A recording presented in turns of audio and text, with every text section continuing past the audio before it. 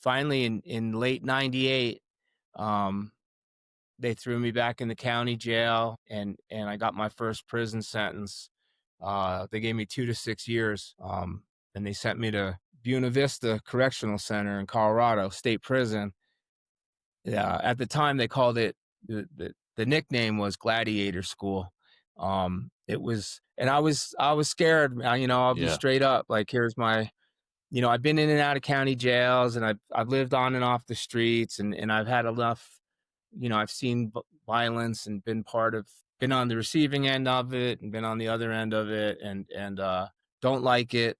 Um, but it was pretty daunting, man. Yeah. I write about it in my book. But pulling up, and seeing the razor wire and just knowing like this is where you're going to be living the next couple of years, and the real pain for me in my heart was what I was doing to my kids, because their hearts were broken. Like, where's my dad, right? Where's my dad? And I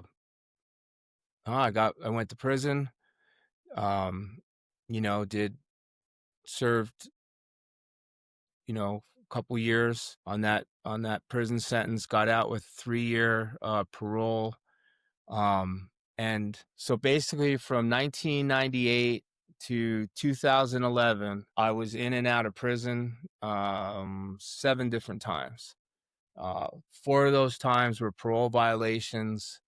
Um, one of my felony charges was I was at a halfway house and I had a GPS ankle monitor on. I got high, got paranoid, cut the ankle monitor off. They gave me 2 years for escape for cutting a piece of rubber off my ankle, right? But I was considered in custody. That's escape.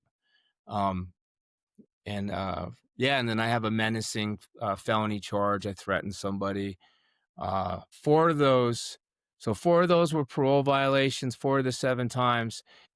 4 of those 7 times that I got out of prison, I was paroled homeless. I went through like a decade, basically, of getting out of prison, so I would do like a year, get out, uh, just at various times, maybe get an apartment. I'd start getting high again, get a job.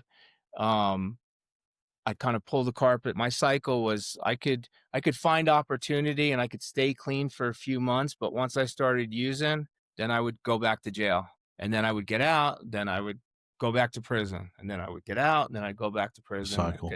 So I was just back and forth. They call it the revolving door, right? Yes, sir. And yeah, I was diagnosed in prison as having bipolar disorder and PTSD, and they I was on lithium, about 2,000. They put me on like 2,000 milligrams of lithium, on and off. So I'd get on the lithium. They'd give me Seroquel to sleep, trazodone sometimes, and then I would get out. I'd get high and get off all my meds, and then I go back to the jail or the prison. They put me back on the meds.